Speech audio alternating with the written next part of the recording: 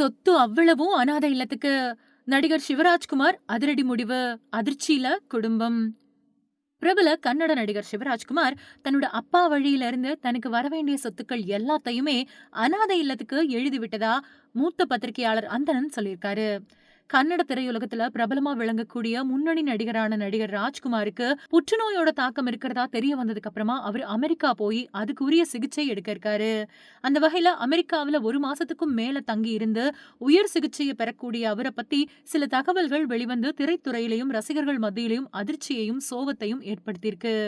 இத பத்தி பல்வேறு விஷயங்கள் கசிஞ்சிட்டு வந்தப்பவும் கூட, இப்போ சிவராஜ்குமாரே இத பத்தி விரிவாவும், விளக்கமாவும் பேசியிருக்கிறதோட, தனக்கு ஒரு நோய் இருக்கிறது உண்மைதான். அதுக்காக சிகிச்சை பெற அமெரிக்கா போறதும் உண்மைதான் அப்படின்னு சொல்லியிருக்காரு. அதுலயும் அந்த நோய் புற்றுநோய் கிடையாது. இதுவரைக்கும் அந்த நோய பத்தி கண்டுபிடிக்க முடியல. அதனால ரசிகர்கள் யாரும் எனக்கு புற்றுநோய் அப்படின்னு பதற்றம் அடைய வேணாம். நலமோட நான் நாடு திரும்புவேன் அப்படின்னு சொல்லியிருக்காரு. இந்த விஷயத்த கேள்விப்பட்டு ரசிகர்கள் கொஞ்சம் ஆறுதல் அடைஞ்சிருந்தாலும், சிகிச்சைக்காக அமெரிக்கா போக இருக்கிறதால ஏற்கனவே கமிட் ஆன படங்கள்ல இருந்து இப்போ விலகிட்டாரு. அந்த வகையில இவரோட உடல்நிலை பத்தி மூத்த பிரபல பத்திரிகையாளர் அந்தணன் பேசும்போது, மறைந்த கன்னட சூப்பர் ஸ்டார் ராஜ்குமாரோட பையன் சிவராஜ்குமார் பத்தி பல்வேறு விஷயங்களையும் பகிர்ந்துகிட்டாரு. அதுல அவரோட மறைந்த சகோதரர் புனித் ராஜ்குமார் மனிதநேயம் கொண்டவரு. அவரை மிஞ்சக்கூடிய அளவுக்கு இப்போ சிவராஜ்குமார் செஞ்சிருக்கக்கூடிய விஷயம் ஒண்ணு இருக்கு அப்படின்னு சொல்லியிருக்காரு. இதுக்கு காரணம் சிவராஜ்குமாரோட அப்பா ராஜ்குமார் மறைஞ்சப்போ சொத்துக்கள சரிபாதியா பிரிச்சிருந்தாரு. அதுல தன்னோட அப்பா சம்பாதிச்ச சொத்துல இருந்து எந்த பங்கும் எனக்கு வேணாம் அப்படின்னு சிவராஜ்குமார் சொல்லியிருக்காரு. அப்படி அத சொன்னதோட மட்டும் இல்லாம, அந்த சொத்துக்கள் முழுவதையுமே அனாதை இல்லங்களுக்கு எழுதி வச்சிருங்க. நான் சம்பாதிச்சது மட்டும் தான் என்னோட சொத்தா இருக்கணும் அப்படின்னு சொல்லியிருக்காரு. இருந்தாலும், இது எந்த அளவுக்கு உண்மை அப்படின்னு உறுதியா தெரியல. அப்படின்னு சினிமா வட்டாரத்துல கருத்தையும் தெரிவிச்சிருக்காரு. அது மட்டும் இல்லாம சமீபத்துல சிவராஜ்குமார் தமிழ்ல தனுஷ் கூட கேப்டன் மில்லர் படத்துல நடிச்சிருந்தது உங்க எல்லாருக்குமே தெரிஞ்சிருக்கும். அதே மாதிரி ரஜினியோட ஜெயிலர் படத்துலயும் சில காட்சிகள்ல நடிச்சு தமிழ் ரசிகர்கள் மனசுலயும் இடம் பிடிச்சிருந்தாரு. தேவையா? இந்த வயசுல அந்த விஷயத்துக்கு நோ. மாட்டிக்கிட்டு முழிக்கிற பிரேம்ஜி.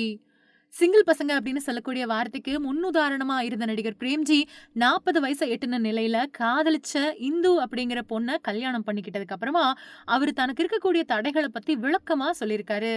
பேச்சுலர் லைஃப் பத்தி அதிக அளவு சொல்ல வேண்டிய அவசியம் இல்ல. பேச்சுலர்கள் எப்படி இருப்பாங்க அப்படிங்கிறத தான் நடிக்கக்கூடிய ஒவ்வொரு படத்துலயும் அற்புதமான முறையில வெளிப்படுத்தின பிரேம்ஜி இப்போ கல்யாணம் பண்ணிக்கிட்டு என்ன செய்யறது அப்படின்னு தெரியாம முழிச்சுக்கிட்டு இருக்காரு.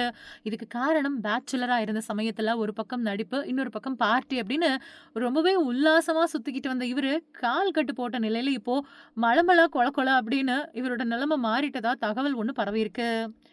எப்படி இருந்த மனுஷன் பாவம் இப்படி ஆயிட்டாரே! அப்படின்னு நெறைய பேரு பல்வேறு வகையில கமெண்ட்டுகள பண்ணி வரக்கூடிய நிலையில, இந்த காதல் கல்யாணம் வயசான நிலைமையில இவருக்கு தேவதானா அப்படின்னு சோசியல் மீடியாவுல கலாய்ச்சுட்டும் வராங்க.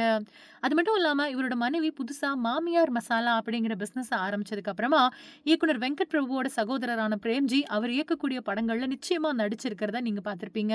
அந்த வகையில சமீபத்துல அவர் இயக்கியிருந்த கோட் படம் 1000 கோடிக்கும் மேல வசூல் குவிக்கும் அப்படின்னு பயங்கரமா ப்ரமோட் பண்ண நிலையில படம் எப்படி இருந்துச்சு அப்படிங்கிறது உங்களுக்கு நல்லாவே தெரியும். இங்க தான் அவரோட மனைவி டெஸ்ட் அடிச்சிருக்காங்க. கல்யாணத்துக்கு பின்னாடி பிரேம்ஜிக்கு பல்வேறு கட்டுப்பாடுகள விதிச்சிருக்காங்க. அதுல போட்ட முக்கியமான கண்டிஷன்கள் என்ன அப்படின்னு தெரிஞ்சா, ஐயோ பாவம்! அப்படின்னு சொல்லுவீங்க.